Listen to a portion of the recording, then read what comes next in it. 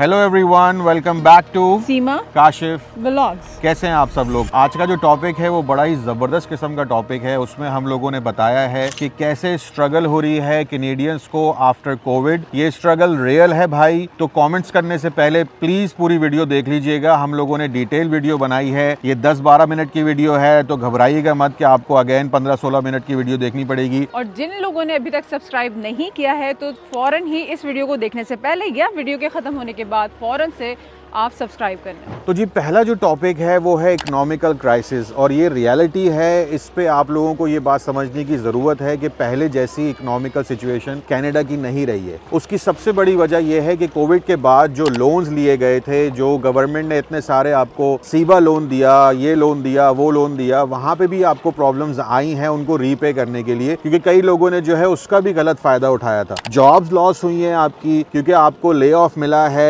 Business owners हैं, उनके पास उतने आवर्स नहीं है आपको देने के लिए। तो जो 40 आवर्स मिनिमम आप काम करते थे, अब आप 20 आवर्स काम कर रहे हैं, 15 आवर्स काम कर रहे हैं, तो उसमें आपका घर कैसे चलेगा। और यहाँ पे मोस्टली लोग ये समझते हैं कि हस्बैंड एंड वाइफ दोनों ही जॉब करते हैं, जबकि हमारी कम्युनिटी में मैंने बहुत सारे लोगों को देखा है जो आज भी अकेले ही काम कर रहे हैं। वो अपनी वाइफ को, बीवी को भाई काम नहीं करवाते हमारी कम्युनिटी में। इसमें अब सबसे जो बड़ी बात है वो यही है कि आपके पास जो घर था उसका मॉर्गेज बढ़ गया, क्योंकि आपका इंटरेस्ट रेट बढ़ गया, आपकी ग्रोसरी बढ़ गई, आपकी हर इकोनॉमिकल क्राइसिस बढ़ गए। जब आपकी जेब हल्की होगी ना मेरे भाई, तो आपको हर चीज में प्रॉब्लम होगी। अगर ये जेब भारी है ना, तो पाकिस्तान में भी सब खुश हैं, इंडिया में भी आपके घर वाले खुश हैं, क्योंकि उनको भी तो पैसा भेजना है ना। अब वहां से वो लोग तो अपना खर्चा पानी वैसे ही रखे हुए हैं, क्योंकि उनका जो बजट है, उनके जो मसले मसाइल हैं, वो उस तरह के नहीं है जैसे आपके हैं। यहाँ पे स्कूलिंग फ्री है, हेल्थ फ्री है, I understand all that, but grocery तो लेनी है ना भाई आपने वीकली, आपने मॉर्गेज तो भरना है। अब आप अपना बेसमेंट बनवाइए, किसी गैर को अपने बेसमेंट में लाके खड़ा कर दीजिए, वो रेंट देगा तो आपका मॉर्गेज निकलेगा। तो ये एक मेन क्राइसिस मेरी तरफ से वो है इकोनॉमिकल। सेकंड ऑप्शन, जो सेकंड पॉइंट है, मैं वो डिस्कस करूंगी, वो है ऑनलाइन एजुकेशन। जैसे कि आपके भी बच्चे हैं, मेरे भी बच्चे हैं, तो ये आप सबको पता है कि कोविड के बाद बच्चों को ऑनलाइन एजुकेशन देना पड़ा यहाँ पर, जो कि एक कमरे में कंप्यूटर के सामने पूरे वो 6 आवर्स बैठे हुए हैं, जिसपे उनको सारी पढ़ाई उधर ही करनी है। इवन कि उनका कोई रिसेस टाइम नहीं है, खाना जो उनका लंच टाइम होता था वो भी कंप्यूटर के सामने। तो इतना स्क्रीन टाइम होना, इतना ज्यादा कंप्यूटर के आगे बैठना, ये बच्चों की सेहत पे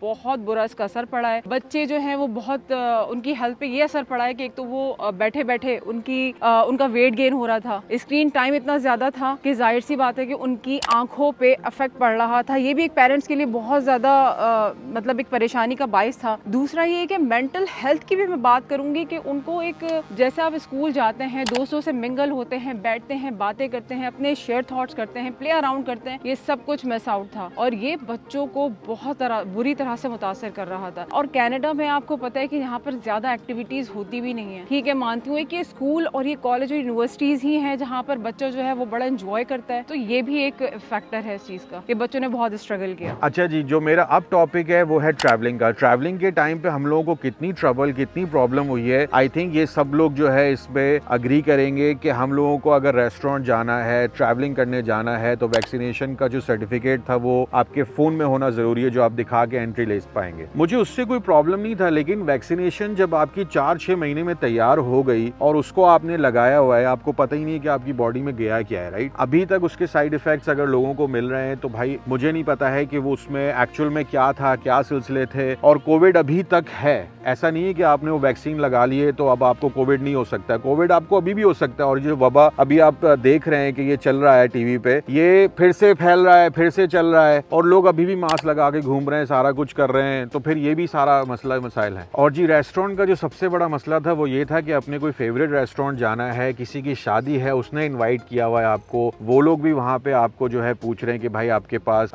एक वैक्सीनेशन का है सर्टिफिकेट या दोनों का है। एक दफा हम लोग गए शादी में, तो मेरे बेटे को एंट्री नहीं मिली। उसकी वजह यही थी कि भाई उसने एक बूस्टर लगवाया था, दूसरे का टाइम अभी रहता था थोड़ा सा, तो उसने नहीं लगवाया था। और हम लोग एंट्री नहीं कर पाए थे, हमारे अपने रिलेटिव की वो मतलब शादी थी, हम लोग एंट्री नहीं कर पाए। तो इतनी स्ट्रगल, इतनी प्रॉब्लम्स हुई हैं कोविड के टाइम पे, और उसका जो साइड इफेक्ट चल रहा है अभी तक वो यही चल रहा है कि यार आज भी हम लोग जो है किसी को मास्क लगाए हुए देखते हैं तो हम लोग डरते हैं इस बात से कि यार इसको कोई प्रॉब्लम तो नहीं है, कोई साइनस का मसला, कोई लंग्स का मसला। इतने सारी प्रॉब्लम्स हुई हैं इस कोविड के बाद। तो ये था स्ट्रगल ट्रैवलिंग का, रेस्टोरेंट जाने का आफ्टर कोविड। तो जी नेक्स्ट पॉइंट जो मैं डिस्कस करूंगी आपके साथ वो है सोशल डिस्टेंस, यानी कि ये वो स्ट्रगल था जो कि डिस्क्राइब करना बहुत ही मुश्किल है लफ्जों में। लोग छुप छुप के घरों में अपनी पार्टीज और बर्थडे पार्टीज और छोटे मोटे जो इवेंट्स कर रहे थे वो भी पकड़े जाने के खतरे की वजह से, जिस पे बड़े बड़े फाइन लग रहे थे, तो वो भी उन्होंने बंद कर दिया, जिससे उनका मेंटल हेल्थ बिगड़ता जा रहा था। लेकिन ये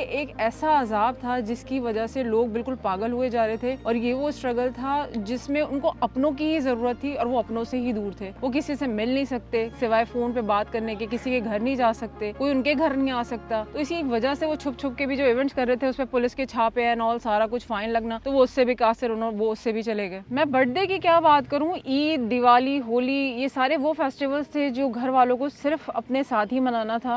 वो किसी को इनवाइट नहीं कर सकते थे, वो खुद कहीं नहीं जा सकते थे, और इसका इफेक्ट इतना बुरा पड़ रहा था कि वो डिप्रेशन का शिकार होते जा रहे थे और अभी तक इस चीज से उभर नहीं पाए हैं। वो लोनलीनेस, वो डिप्रेशन, वो अभी भी इससे दो चार है। जो मेन टॉपिक था मेरे ख्याल से वो था हेल्थ केयर का, और उसमें जो एक्सपोज हुआ है मेरे ख्याल से कनाडा जैसी कंट्री जो कि एक फर्स्ट वर्ल्ड कंट्री कहलाती है, और उसको इतनी प्रॉब्लम्स का सामना करना पड़ा। वैसे यहाँ पे डॉक्टर्स की शॉर्टेज है, नर्सिस की शॉर्टेज है, अभी भी आप इमरजेंसी में जाएं तो आपको बहुत टाइम लगता है। और उसकी मेन वजह जब भी हम पूछते हैं वो यही पूछते हैं सीमा कि भाई वहाँ हमारे पास डॉक्टर्स की कमी है, हमारे पास नर्सिस की कमी है। डॉक्टर्स की बहुत कमी थी, नर्सेस की बहुत कमी थी, और बाकायदा से डॉक्टर्स भाग भी रहे थे, सुनने में आ रहा था, क्योंकि वो खुद भी बीमार हो रहे थे। और डर की वजह, एक डर बहुत, क्योंकि एक लाइफ जो है ना वो सबको चाहिए होती है, एक हेल्दी लाइफ, तो वो अपनी लाइफ की वजह से भी बहुत परेशान थे। तो बहुत सारे डॉक्टर्स और नर्सेस भाग रहे थे, जिसकी वजह से स्टाफ बहुत कम हो रहा था। और ये भी एक ड्राउनी बात है, क्योंकि लोग अगर वो उस पर ट्रस्ट ना करें कि जी अगर डॉक्टर्स ही भागेंगे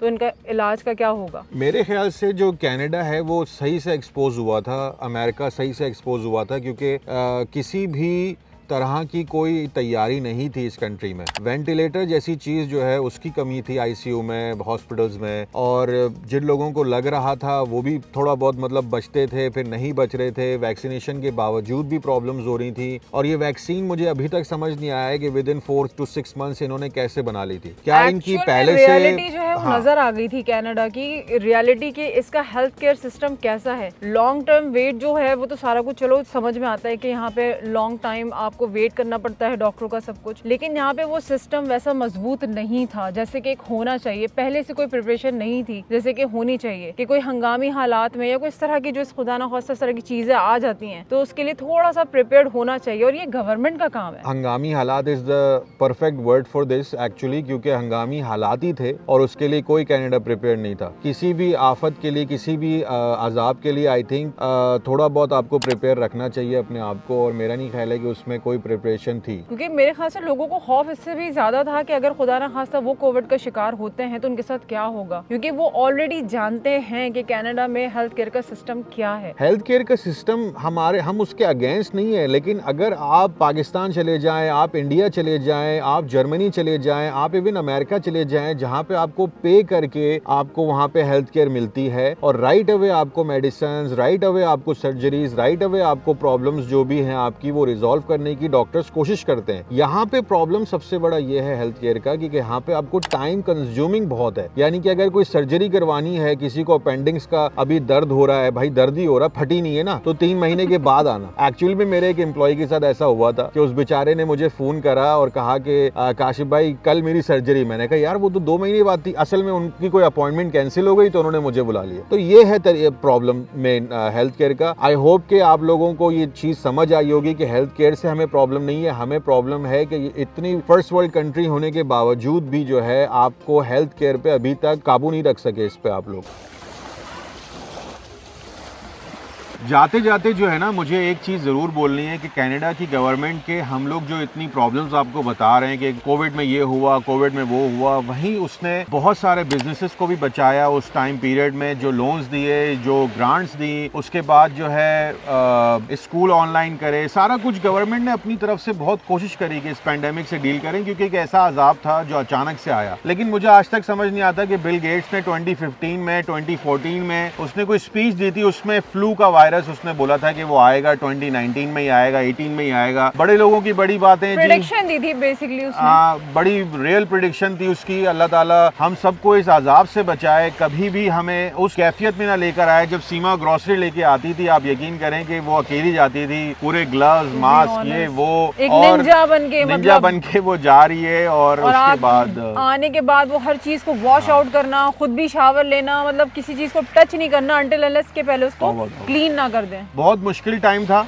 अल्लाह ताला सबको इस अजाब से बचाए, इस प्रॉब्लम से बचाए। हमारा मकसद ये वीडियो बनाने का सिर्फ यही था कि उसका जो अभी तक असर है उस कोविड का, वो अभी तक है। क्योंकि जितने बिजनेसेस अगर आपको जाके चेक करना है, मिसिसागा पे जाके आप किसी रियल एस्टेट ऐप पे जाके चेक करें कितने बिजनेस फॉर सेल लगे हुए हैं, तो आपको समझ आएगा कि हम लोग इतने जो वीडियोस ये बना रहे हैं रियलिटी बताने के लिए कनाडा की इन 2024 वो क्या है। और अभी भी लोग स्ट्रगल कर रहे हैं, ऐसा नहीं है कि बहुत लोग स्ट्रगल कर रहे हैं। जो जहाँ पे कोई हमें 6-6, 7-7 मैसेजेस कर रहा है एक वीडियो पे, वहाँ पे 1-2 मैसेजेस ऐसे भी आ रहे हैं कि शुक्रिया आपका ये वीडियो बनाने का। तो ये वीडियो सबके लिए है। अपना बहुत सारा ख्याल रखें, सब्सक्राइब करें, लाइक करें, शेयर करें सीमा काशिफ व्लॉग्स को, दुआ में याद रखें और take care, love you guys, अल्लाह हाफिज। अल्लाह हाफिज।